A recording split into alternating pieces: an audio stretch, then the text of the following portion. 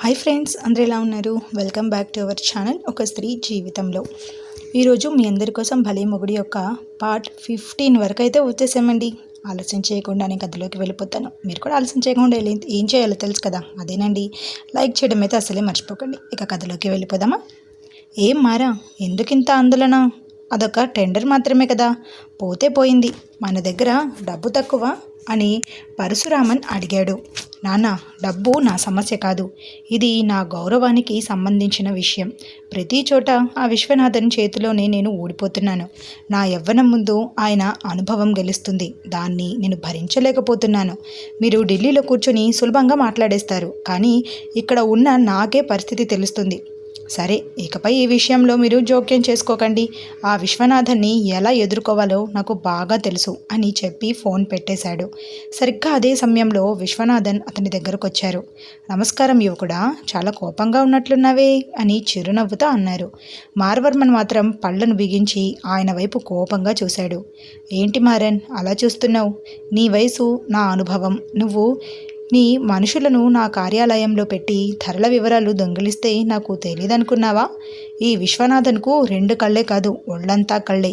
ఎటు చూసినా నాకు సమాచారం వస్తుంది. నువ్వు ధరల వివరాలు తీసుకున్న మరుక్షణానికే నేను వాటికంటే 1,00,000 రూపాయలు తక్కువగా కోట్ చేశాను. నా కోడలిని అపహరించి నాటకం ఆడితే నేను ఇక్కడికి రాననుకున్నావా అని విశ్వనాథన్ ప్రశ్నించాడు. అది విని మార్వర్మన్ పూర్తిగా దిగ్భ్రాంతికి గురయ్యాడు. నా కోడలిని, మనవరాలిని అపహరించి నాటకం ఆడితే నేను ఇక్కడికి రాననుకున్నావా మారన్ అని విశ్వనాథన్ అడగగానే మారన్ ఆశ్చర్యంగా ఆయన వైపు చూశాడు. ఏంటి, ఆశ్చర్యంగా ఉందా మార్వర్మన్? మీ నాన్న పరశురామన్ కేంద్ర ఆర్థిక మంత్రి అని విశ్వనాథన్ మాట్లాడుతుండగా మారన్ మధ్యలోనే అడ్డుకొని, ఏంటి, మీ కోడలిని నేను అపహరించానా? నాకు ఆ అవసరం లేదు, నేను అపహరిస్తానా అని అన్నాడు. అప్పుడు విశ్వనాథన్ అతన్ని గట్టిగా చూస్తుండగా మారన్ పొగరుగా నవ్వి, నువ్వు ఊహించలేవు విశ్వనాథ్, కానీ నేను కొట్టబోయే దెబ్బకు నువ్వు జీవితంలో మళ్ళీ లేవలేవనుకో. నీ కోడలిని అపహరించింది నిజమే. మా నాన్న మనుషులని పెట్టి అపహరించివేశారు. ఆ విషయం నాకు నిన్న రాత్రే తెలిసింది. సరే, ఇప్పుడు ఏం చేస్తావు? మా నాన్న మీద కేసు పెడతావా లేక నా మీద కేసు పెడతావా అని అడిగాడు. విశ్వనాథన్ ప్రశాంతంగా, అదెలా మారా, మీ మనుషులు డబ్బు కోసమే చేశామని చెప్పి లొంగిపోయారు. కానీ డబ్బు కోసం అపహరించిన వాళ్ళు ఒక అమ్మాయిని, పాపను రాత్రంతా బంధించి ఉంచరు. ముందు నాకు ఫోన్ చేసి డబ్బు అడిగేవాళ్ళు. నాకు బాగా తెలుసు ఇది నీ పనే అని, కానీ దాన్ని నిరూపించే ఆధారాలు నా దగ్గర లేవు కదా. అయితే ఎప్పటికీ ఇలాగే ఉంటానని మాత్రం అనుకోకు. నువ్వు చిన్నవాడివి కాబట్టి ఇప్పటి వరకు ఓపిక పట్టాను. నీ వ్యాపారం నువ్వు చూసుకో, నాకు సరిసమానమైన వాడివి నువ్వు కాదు అని అన్నారు. వెంటనే మారన్ నవ్వి, అవును విశ్వనాథన్, మీకు సరిసమానమైన వాడిని నేను కాదు. నా స్థాయి వేరు. రాను రాను మీకే తెలుస్తుంది. మిమ్మల్ని చుట్టుముట్టి దెబ్బ కొట్టి కన్నీళ్లు పెట్టిస్తాను. ఎక్కడ ఎలా దెబ్బ కొడతానో కాలమే చెబుతోంది అని వెటకారంగా అన్నాడు. తర్వాత తన కళ్ళద్దాలు తీసి చొక్కాకు తగిలించుకొని, వెళ్తానయ్యా, త్వరలోనే మిమ్మల్ని నా పెళ్ళాంతో కలుస్తాను అని చెప్పి కారులో వెళ్ళిపోయాడు. అతను వెళ్ళిపోగానే విశ్వనాథన్ ఆశ్చర్యపడి, వీడేంటి పిచ్చివాడిలా మాట్లాడుతున్నాడు? పెళ్ళాంతో నన్నెందుకు కలుస్తాడు? తండ్రి కొడుకులిద్దరికీ అసలు బుద్ధే లేదు. నా కోడలిని అపహరించినందుకు వీళ్లకు తగిన బుద్ధి చెప్పాలి, కానీ ఇప్పుడు ఏదైనా చేస్తే అది తప్పవుతుంది. ముందు నా కుటుంబాన్ని కాపాడుకోవాలి, తర్వాత వీళ్ళ సంగతి చూస్తాను అని అనుకుని తాను కూడా అక్కడి నుంచి వెళ్ళిపోయారు. ఇక 2 రోజుల తర్వాత సుభాష్ ఆరోగ్యం పూర్తిగా మెరుగుపడింది. అతను కళ్ళు తెరిచిన వెంటనే ఎదురుగా తన చిన్నారి అను కనిపించింది. ఆమెను చూసిన క్షణమే అతనికి మళ్ళీ ప్రాణం వచ్చినట్టు అనిపించింది. కానీ పక్కన కవిత కనిపించలేదు. అక్కడ అతని అమ్మా నాన్న మాత్రమే ఉన్నారు. కవిత ఎక్కడా అని అడిగాడు. సుభాష్, కవిత బయట ఉంది, నేను పిలుస్తాను అని చెప్పి విశ్వనాథన్ బయటకు వెళ్ళారు. కవిత, సుభాష్ కళ్ళు తెరిచాడు, నిన్నే అడుగుతున్నాడు, దయచేసి లోపలికి రా తల్లి అని అన్నారు. కవిత మాత్రం ఎలాంటి భావోద్వేగం లేకుండా, మామయ్య, నేను ఇక్కడ ఎదురు చూస్తుంది పాప కోసం మాత్రమే. అతను పాపను చూశాక తీసుకురండి. పాప ఇంకా ఏమీ తినలేదు, నేను ఇంటికి తీసుకెళ్ళి భోజనం పెట్టాలి అని చెప్పింది. సరేమ్మా, ఇక నిన్ను బలవంతం చేయను అని విశ్వనాథన్ తిరిగి లోపలికి వెళ్ళారు. సుభాష్ ఆరోగ్యం ఇప్పుడు చాలా క్రిటికల్గా ఉంది. సుభాష్ కవితకు కొంచెం తలనొప్పిగా ఉందట, బయటే ఉంది, పాప ఇంకా తినలేదట, పాపను ఇస్తే ఇంటికి తీసుకెళ్ళి భోజనం పెడతానని చెబుతోంది అని విశ్వనాథన్ చెప్పారు. వెంటనే సుభాష్ అన్నీ అర్థం చేసుకున్నాడు. నాకు అర్థమవుతుంది నాన్న, నేను చేసింది చాలా పెద్ద ద్రోహం. తను నాతో ఎలా మాట్లాడుతుంది? సరే, పాపని తనకిచ్చేయండి. తనకు సమయానికి భోజనం పెట్టాలి, లేదంటే ఏడవడం మొదలు పెడుతుంది అన్నాడు. తర్వాత అనువైపు చూసి, అయినా నా బంగారు తల్లి ఎందుకు తినకుండా ఉంది అని మెల్లగా అడిగాడు. వెంటనే అను తన చిన్న చిన్న మాటలతో నాన్న నాన్న నేను నేను అంది. అది విని సుభాష్ కళ్ళల్లో నీళ్లు తిరిగాయి. నాన్నకి ఏమీ కాలేదురా, నాన్న కాస్త ఎక్కువసేపు నిద్రపోయాను అంతే అని చెప్పాడు. పసిపాపకు ఏం అర్థమవుతుంది? ఆమె కూడా నవ్వుతూ మళ్ళీ అతని మీద పడుకుంది. సుభాష్ ఆమె తలను ముద్దాడి, సరే ఇప్పుడు అమ్మ దగ్గరికి వెళ్ళు, పాప భోజనం చేయాలి, నాన్న రాత్రికి ఇంటికి వచ్చేస్తాను అన్నాడు. సరేరా సుభాష్ అని విశ్వనాథన్ పాపనెత్తుకొని బయటకు వెళ్ళారు. కవిత దగ్గరకు వెళ్ళి, ఇదిగోమ్మా నువ్వు ఇంటికి వెళ్ళు, సుభాష్ని రాత్రికి మేము ఇంటికి తీసుకొస్తాం అని చెప్పారు. సరేనండి మామయ్య, రాత్రి అందరికీ టిఫిన్ చేసి పెట్టనా, లేక మీరు రావడానికి ఆలస్యం అవుతుందా అని అడిగింది కవిత. లేదమ్మా, 8 గంటలకల్లా వచ్చేస్తాం, నువ్వు టిఫిన్ చేసేయి. అయినా పాపను చూసుకుంటూ నీకు కష్టం అవుతుంది, నేను అత్తయ్యని నీతో పంపిస్తాను, ఆమె నీకు సహాయం చేస్తుంది అని చెప్పారు. తర్వాత శారద దగ్గరికి వెళ్ళి, శారద నువ్వు కూడా కవితతో పాటు ఇంటికి వెళ్ళు, నేను సుభాష్ని తీసుకొని వస్తాను అన్నారు. మనసులో ఎన్నో బాధలు ఉన్న తన కోడలిని ఒంటరిగా వదిలేయకూడదని భావించిన శారద కవితతో కలిసి ఇంటికి వెళ్ళింది. ఆ రోజు సుభాష్ ఇంటికి వచ్చిన తర్వాత కూడా కవితతో ఒక్క మాట కూడా మాట్లాడలేదు. అతని మనసులో ఆమెను అడగాల్సిన ప్రశ్నలు వేల సంఖ్యలో ఉన్నాయి. కానీ తాను చేసిన తప్పు ముందు ఆ ప్రశ్నలకు విలువ లేదని భావించి మౌనంగా ఉండిపోయాడు. ఇదే సమయంలో పూజను మారణ ఆసుపత్రిలో ఉంచి జాగ్రత్తగా చూసుకుంటున్నాడు. విశ్వనాథన్ మీద అతనికి ఎంత కోపమున్నా ఆ కోపాన్ని పూజ మీద మాత్రం ఎప్పుడూ చూపించలేదు. ఆమెను చిన్న పిల్లలా చూసుకున్నాడు. 1 వారం రోజులు గడిచిపోయాయి. ఆ తర్వాత విశ్వనాథన్, శారద ఇద్దరు మళ్ళీ చెన్నైకి వెళ్ళారు. చాలా రోజుల తర్వాత విశ్వనాథన్ తన కార్యాలయంలో కూర్చొని పూజ తల్లి విద్యకు ఫోన్ చేశారు. ఎన్ని రోజుల తర్వాత ఫోన్ చేసినా ముఖం చిట్లించకుండా ఆనందంగా మాట్లాడడం విద్యా స్వభావం. ఇప్పుడు కూడా అదే విధంగా ఫోన్ ఎత్తి, ఏమండి బాగున్నారా, చాలా రోజులైంది, మీరు ఫోన్ చేయలేదు అని అడిగింది. విశ్వనాథన్ నెమ్మదిగా, నాకు అర్థమవుతుంది విద్య, నేను కుటుంబంతో ఉన్నాను, నువ్వు మధ్యలో ఫోన్ చేస్తే ఇబ్బంది అవుతుందని మొదటి నుంచే చెప్పాను. నువ్వు నా మాట విని అలాగే ఉన్నావు. నేను కూడా నిన్ను వచ్చి చూసి చాలా రోజులయ్యింది. నా కొడుకు సుభాష్కి పాప పుట్టింది. తర్వాత వాడు కోడలతో గొడవపడి పాపతో బయటకు వెళ్ళిపోయాడు. తిరిగి రావడానికి చాలా రోజులు పట్టింది. ఆ బాధలో నేను నిన్ను చూడలేకపోయాను. ముంబై వైపు కూడా రాలేదు అని చెప్పారు. తర్వాత సరే, నువ్వు ఎలా ఉన్నావు, పూజ ఎలా ఉంది అని అడిగారు. దాదాపు 1 సంవత్సరం రోజుల తర్వాత మాట్లాడుతున్న తన మనసులోని భావాలను బయటకు చూపించలేదు. విద్య స్వల్పంగా నవ్వి, మీ పరిస్థితి నాకు అర్థమవుతుంది. మీరు ఫోన్ చేసే వరకు నేను చేయకూడదని చెప్పారు కాబట్టి ఎదురు చూశాను. కానీ పూజకు ఏమైందో తెలియదు. 10-15 రోజుల క్రితం మీతో మాట్లాడాలని చాలా పట్టుబట్టింది. మీరు ఎలాంటి పరిస్థితుల్లో ఉన్నారో తెలియక నేను మాట్లాడనివ్వలేదు. ఆ కోపంలో పూజ చెన్నైకి బయలుదేరి వెళ్ళిపోయింది అని చెప్పింది. తనకు జరిగిన ఆపరేషన్ గురించి, చావు బతుకుల మధ్య నుంచి బయటపడిన విషయం గురించి మాత్రం ఒక్క మాట కూడా చెప్పలేదు. అది విని విశ్వనాథన్ ఒక్కసారిగా దిగ్భ్రాంతికి గురయ్యారు. ఏం చెప్తున్నావు విద్య, పూజ చెన్నైకి వచ్చిందా, మరి ఈ విషయం నువ్వు నాకు చెప్పలేదేంటి అని అడిగారు. వెంటనే విద్య బాధగా, మీరు అనుమతి ఇవ్వకుండా నేను మీకు ఫోన్ చేయకూడదని మీరే చెప్పారు కదా, మరి ఎలా చెప్పగలను అని ప్రశ్నించింది. సరే సరే వదిలే, పూజ వ్యాపారం చూసుకునేంత తెలివైన అమ్మాయి, ఒంటరిగా ఉంటే కూడా ఎలాంటి ఇబ్బంది ఉండదు అని విశ్వనాథన్ అన్నారు. కానీ విద్య ఈసారి మౌనంగా ఉండలేదు. ఇక్కడ చూడండి, నేను మిమ్మల్ని అర్థం చేసుకుని ఇన్నేళ్ళు పూజతో ఒంటరిగా జీవించాను. కానీ ఇప్పుడు పూజకు మిమ్మల్ని చూడాలి, మాట్లాడాలి అనే కోరిక ఎక్కువైంది. ఆమె కూడా ఒక పిల్లే కదా, తన తండ్రితో ఉండాలని ఆశపడడం తప్పేనా అని. ఏం మాట్లాడుతున్నావు విద్య, నేను పెట్టిన షరతు మర్చిపోయావా అని విశ్వనాథన్ కాస్త గట్టిగానే అడిగారు. నాకు పెళ్ళైందని తెలిసినా నువ్వు మొండిగా పట్టుపట్టి ఆత్మహత్య చేసుకుంటానని ప్రాణాల మీదకు తెచ్చుకున్నావు. ఆ రోజు నీ ప్రాణాలు కాపాడడానికి నీ మెడలో తాళి కట్టాను. ఆ తర్వాత కొంతకాలం నీతో కాపురం కూడా చేశాననుకో. నాకు సమయం దొరికినప్పుడల్లా వచ్చి నిన్ను పూజని చూసుకుంటూనే ఉన్నాను కదా, నాకు వీలైనప్పుడే నేను రాగలను. ఇవన్నీ తెలిసి ఇప్పుడు ఎందుకు ఇలా మాట్లాడుతున్నావు అని అడిగారు. విద్య ఒక నిట్టూర్పు విడిచి, నేను మాట్లాడేది మీకు కష్టంగానే అనిపిస్తుంది, కానీ ఇప్పుడు నేను అడగాల్సింది ఒక్కటే, పూజకు కూడా పెళ్లి వయసు వచ్చింది. తనకు ఒక మంచి పెళ్లి చేసి పంపించాలి. నేను ఒంటరిగా ఎంతవరకు చూసుకోగలను? మీరు వస్తే మంచి అబ్బాయిని చూసి తనకు పెళ్లి చేయవచ్చు అని అంది. విశ్వనాథన్ మాత్రం ఎలాంటి భావోద్వేగం చూపించకుండా, ఇక్కడ నాకు చాలా సమస్యలున్నాయి విద్య. నేను ఇప్పుడు ముంబైకి రాలేను. నువ్వే మంచి అబ్బాయిని చూసి పూజకు పెళ్లి చేయి. పెళ్లి రోజున మాత్రం తప్పకుండా వస్తాను అని చెప్పి తండ్రిగా తన బాధ్యత గురించి కూడా ఆలోచించకుండా ఫోన్ పెట్టేశారు. ఫోన్ కట్ అయిన వెంటనే విద్య కన్నీళ్ళు ఆపుకోలేకపోయింది. నేను చేసిన తప్పుకి ఇప్పుడు నా కూతురు బాధపడుతుంది. నా వయసులో చేసిన పొరపాటు వల్ల ఆయనకి పెళ్ళైందని తెలిసినా మొండిగా పట్టుబట్టి మా నాన్నతో చెప్పి ఆయన్ని బలవంతంగా పెళ్లి చేసుకోవడం నా తప్పు. కానీ నా కూతురు ఏం పాపం చేసింది? పూజకు నేనేం సమాధానం చెప్పాలి అని బాధతో ఏడ్చింది. అలా కొంతసేపటి తర్వాత తనని తాను సముదాయించపరుచుకుంది. ఇప్పుడు బాధపడితే ప్రయోజనం లేదు. మన అమ్మాయికి మనమే మంచి సంబంధం చూసి పెళ్లి చేద్దాం. ఆయన వచ్చినా సరే రాకపోయినా సరే అని ఒక నిర్ణయానికి వచ్చింది. అదే రోజు పూజను ఆసుపత్రి నుంచి డిశ్చార్జ్ చేశారు.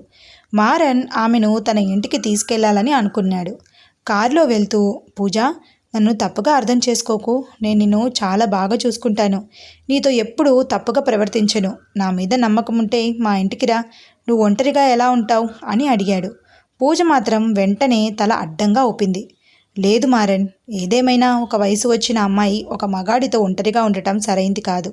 మన మనసులు ఎంత మంచివైనా బయట వాళ్ళు తప్పుగా మాట్లాడతారు. నేను మా ఇంట్లోనే ఉంటాను. నన్ను ఇంట్లో దింపేస్తే చాలు అని అంది. సరే పూజ, ఇంతకంటే ఎక్కువగా నిన్ను బలవంతం చేయను. నిన్ను ఇంట్లో దించి నీకు సాయం చేయడానికి ఒక ఆవిడను ఏర్పాటు చేస్తాను. వాళ్ళు నిన్ను చూసుకుంటారు అని చెప్పాడు మారన్. సరే అని పూజ కూడా ఒప్పుకుంది. ఇద్దరు మాట్లాడుకుంటూ వెళ్తుండగా సిగ్నల్ పడటంతో కారు ఆగింది.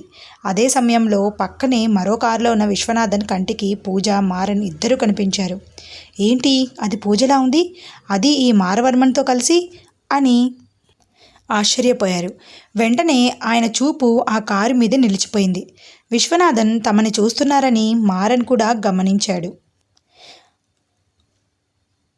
అదేంటి పూజలా ఉంది? అది మారవన్మన్తోనా అని విశ్వనాథన్ ఆశ్చర్యంగా కారునే చూస్తూ ఉండిపోయారు. ఆయన చూస్తున్నారని మారన్ కూడా గమనించాడు. అయ్యో, ఈయన ఎందుకు ఇలా చూస్తున్నాడు? ఒకవేళ ఈయనకి నాకు శత్రుత్వం ఉందని పూజకు తెలిసిపోతే? నేను వాళ్ళ నాన్న మీద పగ తీర్చుకోవడానికి తనని ఉపయోగిస్తున్నానని అర్థం చేసుకుంటుంది. అలా అయితే పూజ నన్ను వదిలి వెళ్ళిపోతుంది. నేను అనుకున్న ప్లాన్ మొత్తం పాడైపోతుంది. లేదు, ఇప్పుడే పూజకి విషయం తెలియకూడదు అని మనసులో అనుకున్నాడు మారన్. సిగ్నల్ గ్రీన్ అవగానే కారు వేగంగా ముందుకు తీసుకెళ్ళిపోయాడు. కానీ విశ్వనాథన్ కూడా అక్కడే ఆగలేదు. వెంటనే అతని కారుని వెంబడించారు. మారన్ నేరుగా పూజ ఇంటి ముందు కారు ఆపాడు. అతని వెనకే వచ్చిన విశ్వనాథ్ కూడా కారు ఆపి దిగారు. తర్వాత నేరుగా పూజ దగ్గరికి వెళ్ళి, పూజ అని పిలిచారు. ఆ పిలుపు విని ఆమె వెనక్కి తిరిగింది. ఆమె ఏమైనా మాట్లాడే లోపే విశ్వనాథ్ కోపంగా, ఏమనుకుంటున్నావు నీ గురించి పూజ? నువ్వు ఒంటరిగా ఉన్నావని మీ అమ్మ చెప్తోంది. కానీ నువ్వేమో ఈ పోకిరితో కలిసి తిరుగుతున్నావు. వాడికి నాకు ముందే పెద్ద గొడవలున్నాయి. వాడితో కలిసి నువ్వెందుకు తిరుగుతున్నావు అని అడిగాడు. అది విన్న పూజకి ఒక్కసారిగా కోపం వచ్చేసింది. ఏం మాట్లాడుతున్నారు మీరు? నేను ఈయనతో కలిసి తిరుగుతున్నానా? చూడడం లేదా? నా చేతికి కాలికి కట్లున్నాయి. నేను సరిగ్గా నడవలేకపోతుంటే ఆయన నాకు సాయం చేస్తున్నారు. కనీసం అమ్మాయికి ఏమైంది అని అడగకుండా మీ పగల గురించి మాట్లాడుతున్నారా అని కోపంగా అంది. వెంటనే మారన్ ఏమీ తెలియనట్టు, పూజ, ఈయనెవరు అని అడిగాడు. దానికి విశ్వనాథ్ కోపంగా, ఏంట్రా ఎంగా నటిస్తున్నావా? పూజ నా కూతురని తెలిసి నువ్వు తనతో దగ్గరవ్వటానికి ప్రయత్నించావు. నా మీద పగ తీర్చుకోవడానికి నా కూతురినే వలలో వేసుకోవాలనుకున్నావా అని నేరుగా అడిగారు. మారన్ మాత్రం ప్రశాంతంగా, నమస్కారం విశ్వనాథ్, మీకు నాకు శత్రుత్వం ఉంది, అది నిజం. కానీ పూజ మీ కూతురని నాకు తెలీదు. మన గొడవని ఇందులోకి తీసుకురావద్దు అన్నాడు. వెంటనే పూజ కోపంగా, చూడండి, మీకు నాకు ఎలాంటి సంబంధం లేదు. ఇప్పుడు మా ఇంటి దగ్గరకు వచ్చి ఎందుకు గొడవ చేస్తున్నారు అని అడిగింది. ఆ మాట విన్న విశ్వనాథ్ ఒక్కసారిగా కోపంతో ఆమె చెంప మీద కొట్టారు. ఏం మాట్లాడుతున్నావు? నేను నిన్ను కన్న తండ్రిని అన్నారు. పూజ వెంటనే ఆయన వైపు కోపంగా చూసింది. తండ్రా? తండ్రిగా ఇప్పటి వరకు నా కోసం మీరు ఏం చేశారు? మా అమ్మ కడుపులో నన్ను పుట్టించారని మీరు తండ్రి అయిపోతారా? మీ సంపాదనలోంచి ₹1 కూడా నేను అనుభవించలేదు. నేను పెరిగింది, చదివింది, బతికింది అన్నీ మా తాతయ్య సంపాదనతోనే. మీకు నాకు ఏ సంబంధం ఉంది? మీ పేరు మొదటి అక్షరం మాత్రమే నా పేరులో ఉంది. అది మా అమ్మ చెప్పిందని పెట్టుకున్నాను. మీలాంటి వ్యక్తిని నాన్న అని చెప్పుకోవడానికే నాకు సిగ్గుగా ఉంది. అలాంటిది నన్ను కొడతారా అని గట్టిగా అంది. విశ్వనాథ్ కూడా తగ్గలేదు. ఇటు చూడు పూజ, నువ్వు ఏమైనా అనుకో, కానీ నువ్వు నా కూతురివి. నీ మీద నాకు హక్కు ఉంది. నా కూతురు ఇలా ఎవరో తెలియని వాళ్లతో తిరగడాన్ని నేను ఒప్పుకోను. ముందు వాడిని వదిలి బయటకు రా. మర్యాదగా రేపు ఉదయం ముంబై వెళ్ళిపో అని హెచ్చరించారు. మారన్ ఇంకా పూజకు ఆసరాగా ఆమె పక్కనే నిలబడి ఉన్నాడు. ఓహో, అలాగా. నేను మారన్తో ఉండటం మీకు అవమానంగా ఉందా? నేను రేపు ఉదయం ముంబై వెళ్ళాలా అని పూజ అడిగింది. అదే చెప్తున్నాను పూజ, వాడు చాలా చెడ్డవాడు. వాడికి నాకు వ్యాపారంలో చాలా గొడవలున్నాయి. వాడి వయసెంతో నా వయసంతా. వాడసలు నాకు సరైన శత్రువు కూడా కాదు. కానీ నువ్వు చిన్న వయసులో ఉన్న అమ్మాయివి. వాడితో కలిసి నీ జీవితం పాడు చేసుకోకు. నా మీద పగ తీర్చుకోవడానికి నేను ఉపయోగించుకోవచ్చు. అందుకే చెప్తున్నాను, ముందు నాతో రా. ఈ రోజుకి ఒక హోటల్లో గది తీసుకొని ఉంచుతాను. రేపు ఉదయం ముంబైకి వెళ్ళిపో అని విశ్వనాథ్ చెప్పారు. అది విని పూజ గట్టిగా నవ్వింది. కన్న కూతుర్ని హోటల్లో ఉంచి రేపు ఉదయం పంపిస్తారా? ఎంత మంచి తండ్రో మీరు. చెన్నైలో మీకు ఇల్లుందిగా, అక్కడికి తీసుకెళ్ళొచ్చు కదా అని అడిగింది. విశ్వనాథ్ కొద్దిసేపు మౌనంగా ఉండి, నేను ఒంటరిగా ఉంటే తీసుకెళ్లేవాడిని, కానీ అక్కడ మీ పెద్దమ్మ ఉంది. ఆమెకు ఈ విషయం ఏమీ తెలియదు. తెలిస్తే ఆమె ప్రాణమే పోతుంది. ఇవన్నీ మీ అమ్మకు తెలుసు. నువ్వు చిన్నపిల్లవి, ఇందులో తలదూర్చుకు. ముందు ముంబైకి వెళ్ళిపో. ఈ మారన్తో స్నేహం నీకు అనవసరం లేదు అన్నాడు. ఆ మాటలు విన్న పూజ నేరుగా మారన్ వైపు తిరిగింది. మారన్, మీరే కదా ముందు మీ ఇంటికి వచ్చి ఉండమని చెప్పారు. అప్పుడే నేను వద్దన్నాను. కానీ ఇప్పుడు ఇక్కడ ఉండటం కంటే మీతో ఉంటేనే నేను సురక్షితంగా ఉంటానని అనిపిస్తుంది. అందుకే నన్ను మీ ఇంటికి తీసుకెళ్ళండి. నేను మీతోనే ఉంటాను అంది. ఏ పూజ, ఏమనుకుంటున్నావు నువ్వు అని విశ్వనాథ్ కోపంగా అరిచారు. వెంటనే పూజ కూడా తగ్గకుండా, ఈ అరుపులన్నీ మా అమ్మ దగ్గర పెట్టుకోండి, నా దగ్గర కాదు. నేను మారన్తో వెళ్ళుంటాను. అంతేకాదు మారన్తో కలిసి జీవిస్తాను కూడా. మీ వల్ల ఏమైతే అది చేసుకోండి అని కోపంలో అంది. ఆమె ఆ మాటలు కోపంతో చెప్పినా అవి మారన్ మనసులో మాత్రం ఆనందాన్ని నింపాయి. వెంటనే అతను విశ్వనాథ్ వైపు చూసి వెటకారంగా నవ్వాడు. ఎంత ధైర్యం ఉంటే నా ముందే ఇలా మాట్లాడుతావు అంటూ విశ్వనాథ్ మళ్ళీ కోపంతో చెయ్యెత్తారు. కానీ ఈసారి ఆయన చేతిని మారన్ పట్టుకొని ఆపేశాడు. ఇటు చూడండి, ఇప్పటి వరకు తండ్రి కూతురు మాట్లాడుకుంటున్నారని నేను నిశ్శబ్దంగా ఉన్నాను. కానీ ఇప్పుడు పూజ నా ప్రేమికురాలు. నేను తనని పెళ్లి చేసుకోబోతున్నాను. అలాంటప్పుడు నా కాబోయే భార్యని ఎవరైనా కొడితే నేను చూస్తూ ఉండను. ఇంకోసారి పూజ మీద చెయ్యి వేస్తే మీ మీద చెయ్యి చేసుకోవడానికి కూడా నాకు ఎక్కువ సమయం పట్టదనుకుంటా అని గట్టిగా చెప్పాడు. ఆ మాటలు విన్న విశ్వనాథ్ ఒక్కసారిగా మౌనమయ్యారు. నెమ్మదిగా తన చేతిని దించుకున్నారు. ఆయన కళ్ళ ముందే పూజ మళ్ళీ మారన్ కారులో ఎక్కి అతనితో కలిసి వెళ్ళిపోయింది. ఇంటికి వెళ్ళిన తర్వాత వారిని స్వాగతించడానికి అక్కడ ఒక్కడే ఉన్నారు. అతను మారన్ ఇంట్లో వంట చేసే పెరియస్వామి. నెమ్మదిగా దిగు పూజ అని మారన్ ఆమెకు ఆసరాగా నిలబడి ఇంట్లోకి తీసుకెళ్లాడు. అన్నా, పూజకు తాగడానికి జ్యూస్ తీసుకురండి అని పెరియస్వామికి చెప్పాడు. సరే తమ్ముడు అని చెప్పి పెరియస్వామి వెంటనే జ్యూస్ తీసుకొచ్చి పూజకిచ్చాడు. పూజ జ్యూస్ తీసుకొని కొద్దిసేపు మౌనంగా కూర్చుంది. తర్వాత మారన్ వైపు చూసి, ఎందుకు మారన్ ఇదంతా?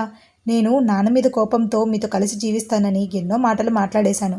దయచేసి నన్ను తప్పుగా అర్థం చేసుకోకండి. ఆయనకు కోపం తెప్పించడానికి అలా అన్నాను.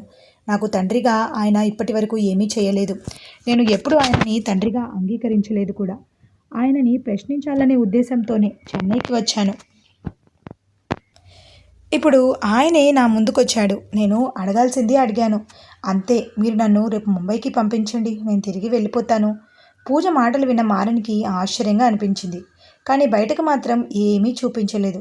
ఇటు చూడు పూజ, మా నాన్న ఢిల్లీలో ఉంటారు. కేంద్ర మంత్రి పరశురామన్ గారే మా నాన్న. ఆయన ఎప్పుడో ఒకసారి మాత్రమే చెన్నైకి వస్తారు. ఇక్కడ చెన్నైలో నేను ఒక్కడనే ఉంటాను. ఇక్కడి వ్యాపారం అంతా నేనే చూసుకుంటాను. వంట చేయడానికి పెరియస్వామి అన్నయ్య ఉన్నారు, అంతే. కాబట్టి నువ్వు ఏమీ బాధపడకు. నీకు ఇక్కడ ఎలాంటి ఇబ్బంది ఉండదు. నువ్వు ఎన్ని రోజులైనా సురక్షితంగా ఉండొచ్చు. నీ ఆరోగ్యం పూర్తిగా బాగైన తర్వాత ముంబై వెళ్ళు. ఇలాంటి పరిస్థితుల్లో ఇప్పుడే వెళ్తే మీ అమ్మగారు చాలా బాధపడతారు కదా అని మళ్ళీ ఆమె తల్లిని గుర్తు చేశాడు. ఆ మాటలు విన్న పూజ ఆలోచనలో పడింది. ఆమె ఏమి నిర్ణయం తీసుకుంటుందో తెలుసుకోవాలనే ఆసక్తితో మారన్ ఆమెని చూస్తూ ఉన్నాడు. ఆలోచించు పూజ, బాగా ఆలోచించు. నువ్వు ఇప్పుడు నన్ను వదిలి వెళ్ళలేవు. నేను కూడా వెళ్ళనివ్వననుకో. ఇక నుంచి నీ జీవితం ఈ మారన్తోనే ముడిపడి ఉంటుంది అని మనసులో అనుకున్నాడు. అలా ఆమెనే చూస్తూ ఉండగా కొద్దిసేపటి తర్వాత పూజ తలెత్తి అతని వైపు చూసింది. ఓకే మారన్, నేను మీ దగ్గరే ఉంటాను, నాకు ఎలాంటి సమస్య లేదు అని అంది. ఆ మాట విన్న మారన్ మనసులో ఆనందం ఉప్పొంగింది. కానీ బయటకు మాత్రం ప్రశాంతంగానే కనిపించాడు. ఓకే పూజ, నువ్వు వచ్చి విశ్రాంతి తీసుకో అని చెప్పి కింద అంతస్తులో ఉన్న ఒక పడక గదికి ఆమెను తీసుకెళ్లాడు. అక్కడ మంచం మీద జాగ్రత్తగా పడుకోబెట్టాడు. పూజ అలసటతో కళ్ళు మూసుకొని పడుకుంది. కానీ మారన్ మాత్రం అక్కడి నుంచి కదల్లేదు. ఆమె ముఖాన్నే చూస్తూ, పూజ, ఇక నిన్ను అడ్డుగా పెట్టుకొని నేను నా తదుపరి ఎత్తు వేయబోతున్నాను. నీ నాన్న విశ్వనాథన్కి అంతు చూపిస్తాను అని మనసులో అనుకున్నాడు. అయితే అతని చూపు మాత్రం ఆమె ముఖం మీద నుంచి మరెక్కడికి వెళ్ళలేదు. ఇదే సమయంలో కోపంతో ఉన్న విశ్వనాథ్ పూజ తల్లి విద్యకు ఫోన్ చేశారు. కానీ విద్య కూడా ఆయన మీద కోపంగా ఉంది. అందుకే విశ్వనాథ్ మొదటిసారి ఫోన్ చేసినా కూడా ఆమె ఫోన్ ఎత్తలేదు. అది చూసి విశ్వనాథ్ మరింత ఆందోళన చెందారు. పూజ ఇలా మారంతో కలిసి ఉండటం మంచిది కాదు. వాడు ఏదైనా తప్పు చేస్తే తర్వాత ఆ అమ్మాయి తలెత్తుకుని తిరగలేని పరిస్థితి వస్తుంది అని మనసులో అనుకున్నారు. ఎలాగైనా పూజను అక్కడి నుంచి తీసుకురావాలి. కానీ ఇప్పుడు ఏం చేయాలి అని తీవ్రంగా ఆలోచించడం మొదలుపెట్టారు. పూజ, ఇక నిన్ను అడ్డు పెట్టుకొని మీ నాన్న విశ్వనాథన్ పని చూస్తాను అని మారన్ సంతోషంతో ఉన్నాడు. అప్పుడే ఏదో స్పృహ వచ్చినట్లు కళ్ళు తెరిచింది పూజ. ఆమెను చూసి, సరే పూజ, నువ్వు విశ్రాంతి తీసుకో, నేను వారం రోజులుగా నీతోనే ఉండి ఆఫీస్కి వెళ్ళలేదు, ఇప్పుడు వెళ్ళొస్తాను, నీకేమైనా కావాలంటే పెరేసామ అన్నయ్యను అడుగు, ఆయన సాయం చేస్తారు అని చెప్పి బయటకు వెళ్ళాడు. పూజకు కొంచెం సంకోచంగా అనిపించింది. పరాయి ఇంట్లో, అది ఒక మగాడితో ఉండటం ఆమెకు అసౌకర్యంగా ఉన్నా తన తండ్రి మీద ఉన్న కోపాన్ని గుర్తు చేసుకుని తనని తాను సమాధానపరుచుకుంది. కానీ బయటకు వెళ్ళిన మారన్ 10 నిమిషాల్లోనే తిరిగి వచ్చేశాడు. ఏమైంది, ఆఫీస్కి వెళ్తానన్నారు, ఇంత త్వరగా వచ్చేశారు అని అడిగింది పూజ. లేదు పూజ, మేనేజర్కి ఫోన్ చేశాను, ఎలాంటి సమస్య లేదు, నా పిఏ కూడా అన్ని ఫైళ్ళు ఇంటికి తీసుకొస్తానన్నాడు, పైగా నేను ఒంటరిగా వదిలేసి వెళ్తే నీకు ఇబ్బంది అవుతుంది, అందుకే తిరిగొచ్చాను అన్నాడు మారన్. పుట్టినప్పటి నుంచి తండ్రి ప్రేమ దక్కని పూజకు మారన్ చూపిస్తున్న ఈ శ్రద్ధ కొత్తగా అనిపించింది. నెమ్మదిగా అతనిపై నమ్మకం పెరగటం మొదలైంది. కొన్ని రోజులు గడిచాయి. ఒకరోజు పెరియసాం వచ్చి, తమ్ముడు, మా అమ్మ ఆరోగ్యం చాలా బాగోలేదు, వెంటనే ఊరికి వెళ్ళాలి అన్నాడు. సరేనన్నా, వెళ్ళిరండి, త్వరగా వస్తారు కదా అని అడిగాడు మారన్. అది చెప్పలేను తమ్ముడు, ఆ అమ్మ దగ్గరే ఉండాల్సి రావచ్చు, ఇక పనికి రావడం కూడా కష్టమే అన్నాడు పెరియస్వామి. వెంటనే పూజ, అదేం సమస్య కాదు, వంట పని నేను చూసుకుంటాను అంది. అది కాదు పూజ, అన్నయ్య ఉంటే నీకు కూడా ధైర్యంగా ఉంటుంది కదా అన్నాడు మారన్. అప్పుడు పూజ నవ్వుతూ, మీరు నన్ను తినేస్తారా ఏమిటి, నాకు ఎలాంటి భయం లేదు అంది. చివరకు పెరియస్వామిని డబ్బులు ఇచ్చి పంపించాడు మారన్. అతను వెళ్ళిన తర్వాత, పూజ అరగంట ఒంటరిగా ఉండగలవా, నేను బయటకు వెళ్ళొస్తాను అన్నాడు. సరే మారన్ అంది ఆమె. మారన్ కారు కొంత దూరం వెళ్ళి ఆగింది. అక్కడ ఆటోలో ఎదురు చూస్తున్న పెరియస్వామిని తన కారులోకి పిలిచాడు. అన్నా, క్షమించండి, నేను చెప్పినట్టే మీరు అమ్మకు ఆరోగ్యం బాగోలేదని అబద్ధం చెప్పారు. పూజ నమ్మాలంటే అలా చెప్పాల్సి వచ్చింది. కొన్నాళ్ళు ఊర్లోనే ఉండండి, నేను పిలిస్తే రండి, జీతం మాత్రం మీ ఖాతాలో వస్తూనే ఉంటాను అన్నాడు మారన్. పెరియస్వామి నిట్టూర్పి, తమ్ముడు, తప్పుగా అనుకోకు, పూజ చాలా మంచి అమ్మాయి, వారం రోజుల పరిచయమే అయినా పిల్లలాగా ఉంది, ఆమె తన తండ్రి కన్నా నిన్నే ఎక్కువగా నమ్ముతోంది, ఆ అమ్మాయిని బాధ పెట్టొద్దు అన్నాడు. అదంతా నేను చూసుకుంటానన్నా అని చెప్పి 1,00,000 రూపాయలు ఇచ్చి పంపించాడు మారన్. ఇంటికి తిరిగొచ్చి, పూజ, నువ్వు వంట చేయాల్సిన అవసరం లేదు, హోటల్ నుంచి భోజనం తీసుకొచ్చాను, తిందాం అన్నాడు. ఇద్దరూ కలిసి తిన్నారు. తర్వాత ఆమెకు డాక్టర్ ఇచ్చిన మాత్రలతో పాటు ఆమెకు తెలియకుండా మరో మాత్ర కూడా ఇచ్చాడు. పూజ గమనించకుండా అన్నీ వేసుకుంది. కొద్దిసేపటికి ఆమెకు మత్తు రావడం మొదలైంది. మారా, నాకు చాలా నిద్రగా ఉంది, కూర్చోలేకపోతున్నాను అంది. మాత్రల ప్రభావమే పూజ, రా నిన్ను పడుకోబెడతాను అని ఆమెను గదికి తీసుకెళ్లి మంచం మీద పడుకోబెట్టాడు. ఆ రాత్రి ఆమె పక్కనే పడుకుని పూజను గట్టిగా హత్తుకొని ఒక సెల్ఫీ తీసుకున్నాడు. ఇది చాలండి మీ నాన్నకి అని నవ్వుకుంటూ ఆ ఫోటోను విశ్వనాథన్కి పంపించాడు. మరుసటి రోజు ఉదయం చాలా ఆలస్యంగా కళ్ళు తెరిచింది పూజ. ఒళ్ళంతా నొప్పిగా ఉంది, ఏమైందో అర్థం కావడం లేదు అని అనుకుంటూ పడుకొని ఉండగా కాఫీ తీసుకుని వచ్చాడు మారన్. శుభోదయం పూజ, ఈరోజు చాలాసేపు నిద్రపోయావు, నిన్ను లేపలేదు, ఇదిగో కాఫీ తాగు అన్నాడు. ముందు బ్రష్ చేసుకుని తాగుతాను, నన్ను బాత్రూమ్కి తీసుకెళ్తారా అంది. అతను తీసుకెళ్లాడు. కొద్దిసేపటికి స్నానం చేసి బయటకొచ్చిన ఆమెను సోఫాలో కూర్చోపెట్టాడు. ఆమె ముఖం నీరసంగా ఉంది. ఏమైంది పూజ, ఒంట్లో బాగాలేదా, ఆసుపత్రికి వెళ్దామా అని అడిగాడు. లేదు మారన్, ఏమీ లేదు అంది. అదే సమయంలో విశ్వనాథ్ ఉదయాన్నే మారన్ పంపిన ఫోటో చూసి షాక్ అయ్యాడు. పూజ తనతోనే జీవించబోతున్నానని చెప్పిన విషయం ఇప్పుడు ఆ ఫోటో, ఈ ఫోటో ఇవన్నీ చూసి అతను చాలా కోపంగా మారాడు. విద్యకు ఫోన్ చేశాడు, కానీ ఆమె ఫోన్ తీయలేదు. చివరకు మారన్కి ఫోన్ చేశాడు. పూజకు దూరంగా వెళ్ళి ఫోన్ తీసుకున్న మారన్, ఏంటి మావగారు, మీ కూతురు ఫోటో ఎలా ఉంది అని వెటకారంగా అడిగాడు. ఒరేయ్, నా కూతుర్ని ఏం చేసావురా అని అరిచాడు విశ్వనాథన్. ఒక అబ్బాయి అమ్మాయి కలిసి ఏం చేస్తారో అది చేశాను అన్నాడు మారన్. నా కూతురిని వదిలేయి అన్నాడు విశ్వనాథన్. నేను వదిలినా మీ కూతురే నన్ను వదలదు. నిన్న రాత్రి కూడా అలాగే జరిగింది అని అబద్ధాలు చెప్పి అతన్ని రెచ్చగొట్టాడు. చివరకు నీకు ఏం కావాలి అని అడిగాడు విశ్వనాథన్. మీరు తీసుకున్న టెండర్ నా పేరుకు మార్చాలి, అప్పుడు మీ కూతురును వదిలేస్తాను అన్నాడు మారన్. మొదట నిరాకరించిన పరువు పోతుందనే భయంతో చివరకు ఒప్పుకున్నాడు విశ్వనాథన్. కొన్ని గంటల తర్వాత ఆ టెండర్ను మారన్ పేరుకు మార్చేశాడు. ఇదిగో నీకు కావాల్సింది ఇచ్చాను, నా కూతుర్ని పంపించేయి, ఈ విషయం ఆమెకు తెలియకూడదు అని చెప్పి వెళ్ళిపోయాడు. అతను వెళ్ళగానే ఇది మొదట మాత్రమే, ఇంకా చాలా సాధించాలి అని మనసులో అనుకున్నాడు మారన్. ఒక వారం తర్వాత కోయంబత్తూరులో కవిత మళ్ళీ కాలేజీకి వెళ్ళడానికి సిద్ధమైంది. పాపను ఎవరి దగ్గర వదిలి వెళ్ళాలా అని ఆలోచిస్తుండగా సుభాష్ వచ్చి, నువ్వు కాలేజీకి వెళ్ళు, పాప నేను చూసుకుంటాను అన్నాడు. వద్దు, మా అమ్మ దగ్గర వదిలేస్తాను అంది కవిత. అను కొత్త వాళ్ళ దగ్గర ఉండదు, నేను ఇంట్లోనే ఉన్నాను కదా, నేను చూసుకుంటాను, నువ్వు ఆ రోజు పగలు పాపని చూసుకోమని చెప్పావు కదా అన్నాడు సుభాష్. కొద్దిసేపు ఆలోచించిన కవిత, సరే, కానీ పాపను చూసుకోవడం మాత్రమే అంది. సరే, నేనే కాలేజీకి తీసుకెళ్తాను అన్నాడు. మొదట నిరాకరించిన చివరకు ఒప్పుకుంది. పాపనెత్తుకుని కారులో కూర్చుంది. కాలేజీకి చేరే వరకు ఇద్దరూ మాట్లాడలేదు. అక్కడ దించి పాపను తీసుకుని ఇంటికి వెళ్ళిపోయాడు సుభాష్. చాలా రోజుల తర్వాత ప్రశాంతంగా క్లాసులు వింటోంది కవిత. కవి, ఈరోజు నీ ముఖంలో చాలా సంతోషం కనిపిస్తుంది అంది కావేరి. అవును, ఇన్నాళ్ల భారం తగ్గినట్టు ఉంది అంది కవిత. ఇద్దరూ తమ పిల్లల గురించి మాట్లాడుకున్నారు. సాయంత్రం సుభాష్ వచ్చి ఆమెను తీసుకెళ్లాడు. కారెక్కగానే ఆమె అను చేతులు చాచుతూ అమ్మా అని పిలిచింది. కవిత ఆనందంతో పాపనెత్తుకుని ముద్దులు పెట్టుకుంది. కానీ ఆ పిలుపు వెనుక సుభాష్ రోజంతా పాపకిచ్చిన శిక్షణ ఉందని ఆమెకు తెలియదు. కారు వెళ్తుండగా సుభాష్కు ఫోన్ వచ్చింది. చూశాడు. ఫోన్ చేసింది పూజ. వెంటనే అతని ముఖంలో చిరునవ్వు కనిపించింది. పూజా కుట్టి, ఏంటి అన్నయ్య గుర్తొచ్చాడా అని అడిగాడు. కవిత మాత్రం ఈ పూజ ఎవరు అన్నట్టు చూసింది. బ్రో, నాకు చిన్న ప్రమాదం అయింది, ఆసుపత్రిలో ఉన్నాను, ఇంటికొచ్చి కోలుకోవడానికి కొంత సమయం పట్టింది, అందుకే ఫోన్ చేయలేదు అంది పూజ.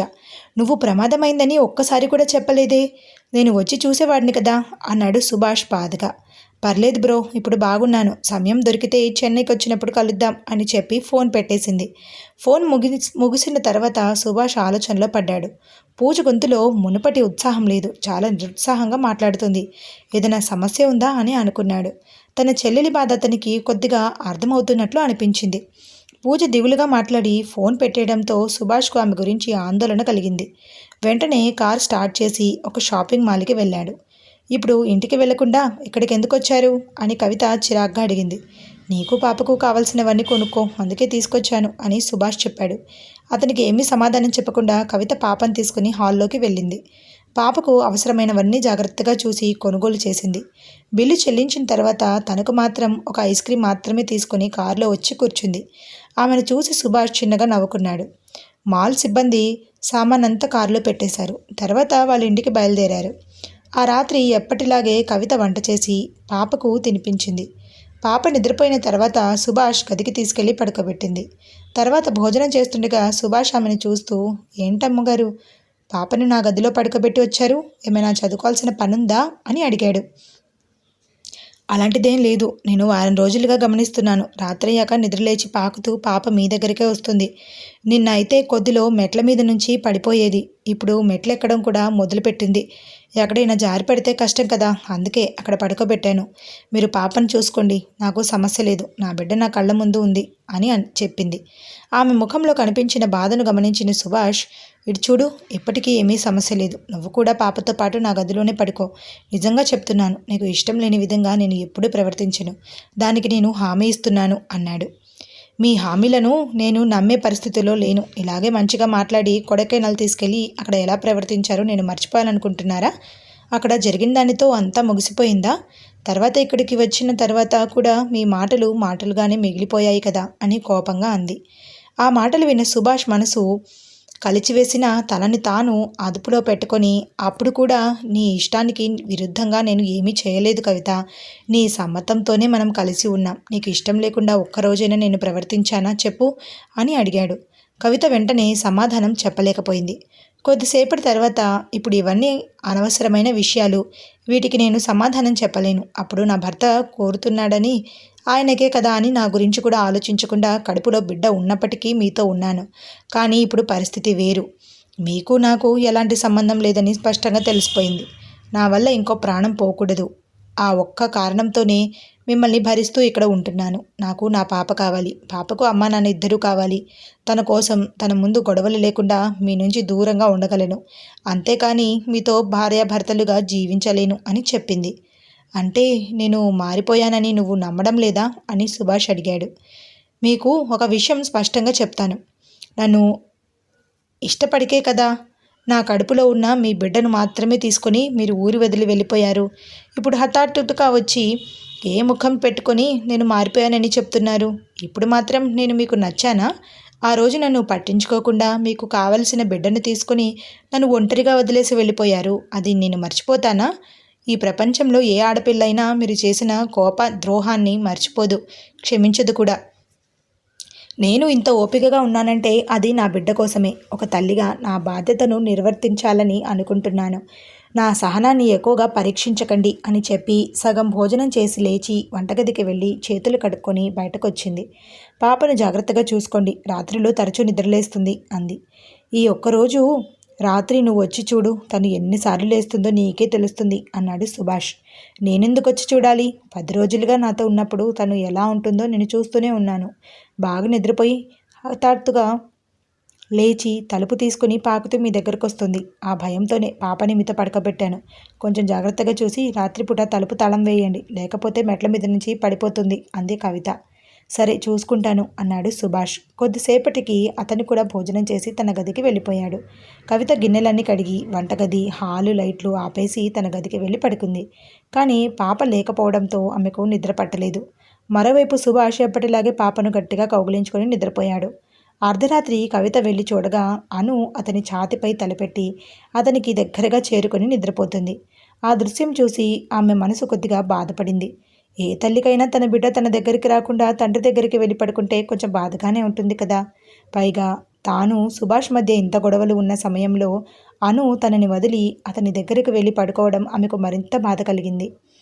సరేలే, మనం ఎందుకు ఇబ్బంది పెట్టాలి అని అనుకొని బయటకు వచ్చి మిద్దె మీద ఉన్న సోఫాలో పడుకుంది. తెల్లవారుజామున తన మీద ఏదో బరువు పడినట్టు అనిపించింది. కళ్ళు తెరిచింది. చూస్తే అను ఆమె ఒడిలో చేరుకొని మెడ చుట్టూ చేతులు వేసుకొని గాఢంగా నిద్రపోతుంది. ఆ దృశ్యం చూసి కవిత ఆనందానికి అవధులే లేకపోయాయి. పాప పుట్టినప్పుడు తన దగ్గర ఉంటే ఎంత సంతోషపడేదో ఆ ఆనందాన్ని ఇప్పుడు అనుభవించింది. పాప నిద్ర చెడిపోకుండా మెల్లగా లేచి సుభాష్ గది తలుపు వైపు చూసింది. తలుపు కొద్దిగా తెరిచింది. అను పాకుతూ తన దగ్గరకు వచ్చిందని అర్థం అవడంతో ఆమెకు మరింత సంతోషం కలిగింది. పాపని ఒడిలోకి తీసుకుని ముద్దు పెడుతూ, బుజ్జమ్మా, నువ్వు ఎంత మంచి అమ్మాయివో తెలుసా? నా దగ్గర నుంచి మీ నాన్న దగ్గరికి పదే పదే వెళ్తున్నావని నేనే నిన్ను ఆయన దగ్గర పడుకోబెట్టాను. కానీ ఇప్పుడు చూడు, ఆయన దగ్గర నుంచి నా దగ్గరకు వచ్చావు. నా బంగారు తల్లి, ఇకపై అమ్మతోనే ఇలా ఉండు బుజ్జి, మనం సంతోషంగా ఉందాం అని నిద్రపోతున్న పాపతో మెల్లగా మాట్లాడింది. ఆమెకు తెలియకుండా తలుపు వెనక నిలబడి ఆ దృశ్యాన్ని చూస్తూ సుభాష్ ఆనందంగా నవ్వుకున్నాడు. ఇంకా ఇటువైపు తిరుప్పూర్లో తనకు ఎవరూ లేని సమయంలో చెల్లెలిగా దొరికిన జననిని ప్రవీణ్ తన సొంత చెల్లెల్లాగే చూసుకునేవాడు. ఆమె తన కంపెనీలో పనిచేసే అమ్మాయి అయినప్పటికీ ఇంట్లో మాత్రం చెల్లెలికి ఇవ్వాల్సిన అన్ని హక్కులు ఇచ్చాడు. యమునకు సాయం చేస్తూ పాపని కూడా చూసుకునేది జనని. ఇప్పుడు ఆమెకు మంచి అబ్బాయిని చూసి పెళ్లి చేయాలని ప్రవీణ్ నిర్ణయించుకున్నాడు. ఆ రోజు సాయంత్రం ఆఫీస్ నుంచి వస్తూ జననితో మాట్లాడాడు. జనని, నీ పెళ్లి గురించి ఆలోచిస్తున్నాను. నీకు ఒక మంచి అబ్బాయిని కూడా చూశాను. ఈరోజు సాయంత్రం 6 గంటలకు వాళ్ళు నేను చూడడానికి వస్తున్నారు. మంచి ముహూర్తం చూసి నిశ్చితార్థం చేసి త్వరలోనే నీ పెళ్లి చేయాలని అనుకుంటున్నాను. నీకు సమ్మతమేనా అని అడిగాడు. అన్నయ్య, మీరు చూసి ఏది చేసినా నాకు సమ్మతమే. కానీ తమ్ముడు ఇంకొంచెం పెద్దవాడయ్యాక చూసుకుంటే బాగుంటుంది. ఇప్పుడు యమునక్క ఒంటరిగా చాలా కష్టపడుతుంది కదా అంది జనని. పెళ్ళైన తర్వాత కూడా నువ్వు పాపని చూసుకోవచ్చు జనని అన్నాడు ప్రవీణ్. అన్నయ్య, మీరు ఏం చెప్తున్నారో నాకు అర్థం కావడం లేదు అని ఆశ్చర్యంగా అతని వైపు చూసింది. అంతలో ఇల్లొచ్చింది. కారులో అడిగిన ప్రశ్నకు సమాధానం ఇంట్లోకి వెళ్ళాక చెప్తాను అన్నాడు ప్రవీణ్. ఇంట్లోకి అడుగుపెట్టిన జననిని ఆశ్చర్యంతో పాటు ఒక పెద్ద షాక్ కూడా ఎదురు చూస్తుంది. వాళ్ళ ఇంటికి ఎదురింట్లో ఉండే ఆ అబ్బాయి శ్యామ్. అమ్మా నాన్న ఒక అక్కతో కలిసి ఉండే కుటుంబం అతనిది. అక్కకి పెళ్ళైపోయింది. బావగారు విదేశంలో ఉండటంతో అక్క తన పిల్లలతో వీళ్ళ ఇంట్లోనే ఉంటుంది. ఆఫీస్కి వెళ్ళేటప్పుడు తను మేడ మీద బట్టలు ఆరేస్తున్నప్పుడు ఇలా ప్రతిసారి శామ్ తనని గమనిస్తూ ఉండటం జననిని కూడా తెలుసు. అయినా తన పరిస్థితిని తలుచుకొని ఆమె శ్యామ్ని దూరం పెడుతూ వచ్చింది. ఆమె తపనను అర్థం చేసుకున్న అతను నేరుగా యమున, ప్రవీణ్లతోనే మాట్లాడేశాడు. అందుకే ప్రవీణ్ ఈరోజే ఆమెకు పెళ్లి చూపులు ఏర్పాటు చేసి నిశ్చితార్థం కూడా ముగించేయాలని అన్ని ఏర్పాట్లు చేసి పెట్టి ఆఫీసు నుంచి వచ్చే దారిలో ఆమె దగ్గర కావాలనే మాటలు రాబట్టాడు. కానీ జననియో తన అన్నయ్యకు ఏ విధంగానూ ద్రోహం చేయనని, తన మీద ఉంచిన నమ్మకాన్ని కాపాడుకుంటానట్లుగా మీ ఇష్టం అని చెప్పడమే ప్రవీణ్కు సంతోషాన్నిచ్చింది. షాక్లో నిలబడి ఉన్న ఆమెను చూసి శ్యామ్ కన్ను కొట్టాడు. అతను అలా కన్ను కొట్టగానే ఆమె కాస్త తేరుకొని సిగ్గుపడుతూ తలదించుకుంది. ఇప్పుడు ఆమె దగ్గరకు వచ్చిన యమున, హలో ఆడపడుచా, ఇక్కడ నిలబడి చూస్తూ ఉండింది చాలు, త్వరగా రా, నేను సిద్ధం చేసి తీసుకురావాలి, అప్పుడే కదా నిశ్చితార్థం చేయగలం అని చెప్పింది. ఆమెతో పాటు గదిలోకి వెళ్ళిన జనని, ఏంటక్కా నువ్వు చెప్పేది, నిశ్చితార్థమా? పెళ్లి చూపులకే వస్తున్నానని కదా అన్నయ్య చెప్పారు అని కంగారుగా అడిగింది.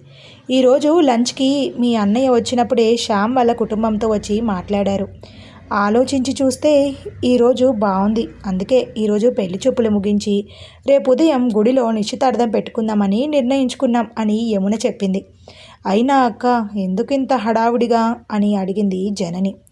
నువ్వు మంచి జీవితం గడపాల్సిన అమ్మాయివి జనని.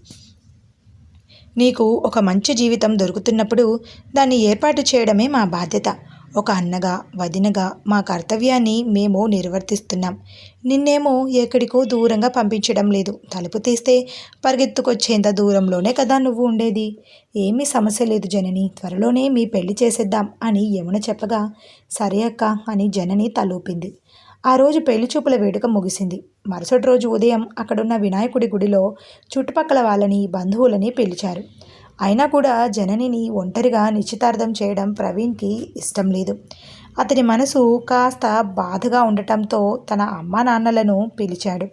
ఇప్పుడు వసంతి, వేలాయుధం వచ్చి శ్యామ్ అమ్మా నాన్నలతో కలిసి జననికి నిశ్చితార్థ తాంబూలాలు మార్చుకున్నారు. నిశ్చితార్థం మంచిగా ముగిసింది. ఆ రోజు బాగుంది కాబట్టి ముహూర్తం చీరలన్నీ ఈరోజే తీసేద్దాం అని రెండు కుటుంబాల వాళ్ళు మాట్లాడుకొని పెళ్లి షాపింగ్ చేశారు. అక్కడ ఆమెకు కావలసిన ముహూర్తం చీర, రిసెప్షన్ చీర అన్నీ శామ్ చూసి చూసి ఎంపిక చేశాడు. ఆమెకు కావలసిన నగలన్నీ కొనుక్కొని ఇంటికి వచ్చాక వేలాయుధం, వసంతి ఇద్దరూ తమ మనవడిని ఎత్తుకొని ముద్దులాడుతున్నారు. వాళ్లకు యమున కాఫీ తీసుకొచ్చి ఇచ్చింది. కూర్చో యమున అని వసంతి చెప్పడంతో ఆమె కాస్త సంకోచంతోనే వాళ్ళ ముందు కూర్చుంది. ఎప్పుడు ఆ ఇంట్లో ఉన్నప్పుడు కాలు మీద కాలు వేసుకొని కూడా కూర్చునేది. వాళ్ళని అస్సలు పట్టించుకునేది కాదు. ఇప్పుడు మావగారు, అత్తగారు ముందు వినయంగా ఆమె కూర్చోవడం చూసిన వసంతి యమునలో మంచి మార్పు వచ్చింది అని తన మనసులో అనుకుంది, సంతోషపడింది. ఇంతలో ప్రవీణ్, జననిని కూడా వచ్చి అక్కడ కూర్చున్నారు. ప్రవీణ్, మేము చెప్తున్నామని కోప్పడకు, మా మనసుకు అనిపించింది చెప్తున్నాం. ఆ రోజున్న పరిస్థితుల్లో ఏమో అయిపోయింది. ఇది ఇలాగే కొనసాగితే బంధాలన్నీ దూరం అయిపోతాయిరా.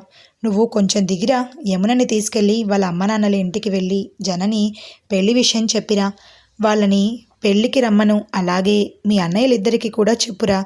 ఈ పెళ్లితో మన కుటుంబం ఒకటి కావాలి అని వేలాయుధం ఆరాటంగా చెప్పారు. కొద్దిసేపు ఆలోచించిన ప్రవీణ్ జనని ముఖం చూశాడు. సరే, పెళ్లిలో అందరూ కలిసి ఉంటే తను సంతోషంగా ఉంటుంది అని అనుకొని, సరే నాన్న, నేను రేపు యమునని తీసుకెళ్ళి వెళ్ళి మాట్లాడొస్తాను. కానీ కోయంబత్తూరు వెళ్తే కళ్యాణ్ అన్నయ్య చాలా కోపడతారు. మేమేం చేయగలం అని ప్రవీణ్ అన్నాడు. సరేరా ప్రవీణ్, కళ్యాణ్ దగ్గర నేను మాట్లాడి సమాధానపరిచి నీకు ఫోన్ చేస్తాను. ఆ తర్వాత నువ్వు యమునని తీసుకొని వెళ్ళు అని వేలాయుధం చెప్పారు. అలా కొన్ని రోజులు గడిచాయి. ప్రవీణ్ జననిని పెళ్లి పత్రికతో యమున పుట్టింటికి వెళ్ళాడు. యమునని చూసి కోపంగా ముఖం తిప్పుకున్నారు ఆమె తల్లి. వాళ్ళ దగ్గరికి వెళ్ళిన యమున, అమ్మా, నేను చేసింది తప్పే, నేను ఒప్పుకుంటున్నాను. కానీ ఇప్పుడు నేను పూర్తిగా మారాను. నాకు ఒక బిడ్డ పుట్టాడు, నువ్వు చూడ్డానికి కూడా రాలేదు. అదంతా వదిలేసి ఆనాడు మాకు అండగా నిలిచిన ఆ అమ్మాయి పెళ్లి మంచిగా జరగాలి. జనని నాకు తోడబుట్టిన చెల్లెలు. తను మమ్మల్ని ఎంత బాగా చూసుకుందో తెలుసా? మీ స్థానంలో ఉండి నన్ను తల్లిలా చూసుకుంది. ఆ అమ్మాయి పెళ్లి మంచిగా జరగాలని ఆశపడుతున్నాం. మా కోసం కాకపోయినా జనని కోసం దయచేసి రండి అని బతిమలాలి పిలవటంతో అప్పుడు యమున తల్లిదండ్రులు మనసు కొంచెం కరిగింది. లోపలికి రండి అల్లుడు గారు అని ఆ తర్వాత పిలవగా ప్రవీణ్ సరే అని లోపలికి వెళ్ళాడు. ఇప్పుడు పత్రిక ఇచ్చి మీరు తప్పకుండా వారం రోజులు ముందే రావాలి. రోజులు చాలా తక్కువగా ఉన్నాయి. నేను ఒక్కడినే అన్నీ చూసుకోలేను. జననికి మంచిగా పెళ్లి చేసి పంపాలి అని చెప్పగా వాళ్ళు కూడా సంతోషంగా మేము వస్తాం అల్లుడు గారు అని మాట ఇచ్చారు. ఇప్పుడు టీ మాత్రమే తాగి అక్కడి నుంచి యమున ప్రవీణ్ ఇద్దరు బయలుదేరారు. సరే యమున, మనం అమ్మా నాన్నల ఇంటికి వెళ్దాం. అక్కడికి వెళ్ళి వరుణ్ గంగలకు కూడా ఇవ్వాలి కదా అని చెప్పాడు. సరే ప్రవీణ్, వెళ్దాం అంది. ఇప్పుడు బిడ్డను జనని దగ్గరే ఉంచటంతో ఇద్దరు పత్రికలు పంచే పనిలో ఉన్నారు. ప్రవీణ్ కారు గేటు లోపలికి రావడాన్ని చూసిన వసంతి వేగంగా పరిగెత్తుకుంటూ రాగా కారులోంచి ప్రవీణ్ యమున ఇద్దరు తాంబూలంతో దిగి లోపలికి వచ్చారు. రా ప్రవీణ్, రా యమున అని మనస్ఫూర్తిగా ఆహ్వానించారు వసంతి. వేలాయుధం కూడా అక్కడ సోఫాలో కూర్చొని రండి రండి అని సంతోషంగా పిలవగా గంగ మాత్రం బిడ్డను పట్టుకుని గదిలోనే ఉండిపోయింది. నాన్న, మీరు చెప్పినట్లే మేము యమున వాళ్ళ ఇంటికి వెళ్ళి అత్తయ్య మామయ్యలకు పత్రిక ఇచ్చి వచ్చాం. వాళ్ళు కూడా వస్తామని చెప్పారు. వరుణ్ ఉన్నాడా అని ప్రవీణ్ అడిగాడు. ఉన్నాడురా, ఫోన్ చేస్తాను, వస్తాడు అని చెప్పి వరుణ్కి ఫోన్ చేశారు వేలాయుధం.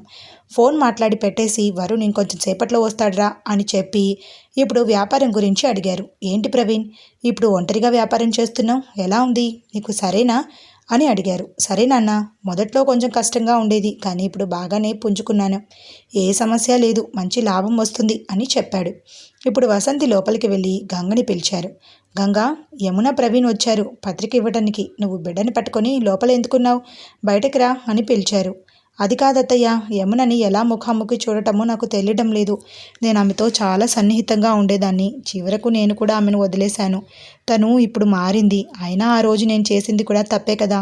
బిడ్డను ఒక్కసారి కూడా వెళ్ళి చూడలేదు. అదే మనసు కొంచెం ఇబ్బందిగా ఉంది అని గంగ చెప్పింది. తోడబుట్టిన అక్క చెల్లెల మధ్య ఈ దూరం ఎందుకు? అవేమీ యమున మనసులో పెట్టుకోదు. చాలా మారిపోయింది. నువ్వు రా గంగా అని పిలుచుకొని వసంతి పాపనెత్తుకొని రాగా గది బయటకు వస్తున్నప్పుడే పాపను చూసిన యమున వేగంగా వెళ్ళి బిడ్డను ఎత్తుకొని ముద్దులాడింది. బుజ్జమ్మా, నువ్వు వచ్చ మీ అమ్మలాగే ఉన్నావే, ఈ పిన్నిని నువ్వు చూడనే లేదు కదా అని దానితో ముందుగా మాట్లాడింది. ఏమో, ఆ పాప కూడా చూసి నవ్వింది. ఆమెకు కూడా సంతోషంగా అనిపించింది. ఇప్పుడు గంగరాగా మొదట యమున ఆమెను కోపంగా చూసినా ఇప్పుడు ఎప్పటిలాగే ఆమెను కౌగిలించుకుంది. గంగా, ఎలా ఉన్నావు అని అడిగింది. నేను బాగున్నాను యమున, నన్ను క్షమించు, నేను కూడా నిన్ను చూడకుండా ఉండిపోయాను అని గంగ కళ్ళల్లో నీళ్లు తిరుగుతుండగా, హే, ఇదంతా పెద్ద విషయం కాదు, వదిలే, ఇప్పుడంతా సర్దుకుంది కదా అని చెప్పి అక్కడికి తీసుకువెళ్ళింది. ఇప్పుడు వరుణ్ కూడా రాగా ప్రవీణ్ వరుణ్ కొన్ని నెలల తర్వాత ఇప్పుడు కలుసుకుంటున్నారు. మామూలుగా ఇద్దరు అన్నదమ్ముల కంటే మంచి స్నేహితులుగా ఉండేవారు. కొన్నాళ్ళు విధి ఆడిన నాటకంలో ఇద్దరు విడిపోయారు. యమున గంగ ఎలాగో వరుణ్ ప్రవీణ్ కూడా అంతే. చూడగానే వరుణ్ కౌగిలించుకున్నాడు. క్షమించురా ప్రవీణ్, నేను చేసింది తప్పే. ఏదేమైనా బిడ్డనొచ్చి చూసుండాలి, మమ్మల్ని క్షమించురా అని చెప్పాడు. పాతవన్నీ వదిలేయరా, ఏ సమస్య లేదు. ఇప్పుడు నాకు తోడబుట్టకుండానే ఒక చెల్లెలు దొరికింది అని చెప్పారురా అమ్మ నాన్నలు అన్ని విషయాలు చెప్పారు. ఆ అమ్మాయి మనతో పుట్టకపోయినా యమునకి చాలా సాయం చేసిందట. నీకు చెల్లెలంటే నాకు కూడా చెల్లెలేరా, తప్పకుండా పెళ్ళిని ఘనంగా జరిపిద్దాం అని వరుణ్ కూడా అన్నాడు. కానీ నాకు కళ్యాణ్ అన్నయ్యను తలుచుకుంటే భయంగా ఉంది. ఆయన్ని పిలవాలి, కానీ ఆయన వస్తారో లేదో తెలియట్లేదే అని ప్రవీణ్ అన్నాడు. నువ్వేం కంగారు పడకు ప్రవీణ్, నేను కళ్యాణ్ దగ్గర ఉదయాన్నే మాట్లాడాను. ఆయన కూడా సరేనన్నాడు. వచ్చే వారం కావేరిని బిడ్డని తీసుకుని మీ ఇంటికి వస్తానని చెప్పాడు. నువ్వు అక్కడే చెప్పే, కోయంబత్తూరు వరకు తిరగవద్దని అని వేలాయుధం చెప్పారు. అదెలా నాన్న, అది మర్యాదగా ఉండదు. నేను యమున రేపు నేరుగా వెళ్ళి అన్నయ్యను చూసి మాట్లాడతాం. రేపు ఆదివారం సెలవు, తప్పకుండా అన్నయ్య వదిన ఇంట్లో ఉంటారు. మేమే అక్కడికి వెళ్ళి పత్రిక ఇచ్చొస్తాం అని ప్రవీణ్ చెప్పాడు. సరేరా ప్రవీణ్, మీరు ఒంటరిగా వెళ్ళవద్దు, మేము వస్తాం. అందరం కలిసి వెళ్ళి పత్రిక ఇచ్చి కుట్టిబాబుని ముద్దులాడొద్దాం అని వేలాయుధం చెప్పారు. కొద్దిసేపటికి ప్రవీణ్, యమున ఇద్దరు బయలుదేరారు. మరుసటి రోజు ఉదయం జనని, పాప, యమున, ప్రవీణ్ అందరూ వేలాయుధం ఇంటికి రాగా ఇప్పుడు 2 కార్లలో కోయంబత్తూరుకి బయలుదేరారు. ఏంటి కావేరి, నిరుత్సాహంగా ఉన్నావు అని కళ్యాణ్ అడిగాడు.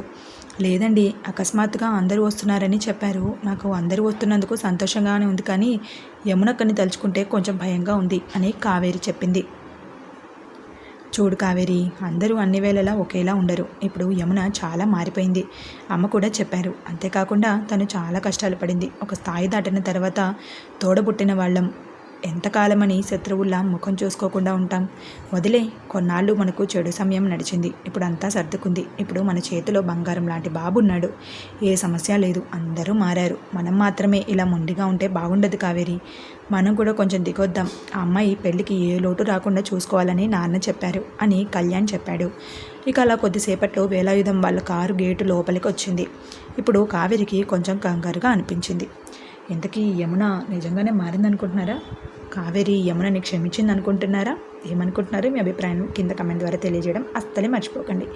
ఈ కథనైతే ఇక్కడితోటి ఆపేస్తున్నాను. సారీ ఈ పాటనైతే ఇక్కడితోటి ఆపేస్తున్నాను. ఈ కథని ఇంతవరకు వింటూ వస్తున్నారంటే మీకు నచ్చిందనే అనుకుంటున్నానండి. నచ్చితే లైక్ చేసేయండి, షేర్ చేసేయండి. మరి కొంతమందికి షేర్ చేయడం మర్చిపోకండి. అలాగే సబ్స్క్రైబ్ కూడా చేసేసుకోండి. రేపు మళ్ళీ ఇదే టైంకి మరొక పాటతోటి మీ ముందుకైతే వచ్చేస్తాను. కథ మొత్తం విన్నారు కదా. మీ అమ్మ నాన్నల్ని హక్ చేసుకోండి. పెళ్ళైతే భార్య పిల్లల్ని హక్ చేసుకోండి. భర్తని కూడా హక్ చేసుకొని పడుకోండి. ఉంటాను మరి. రేపు మళ్ళీ ఇదే టైంకి కలుసుకుందాం. Thanks for watching.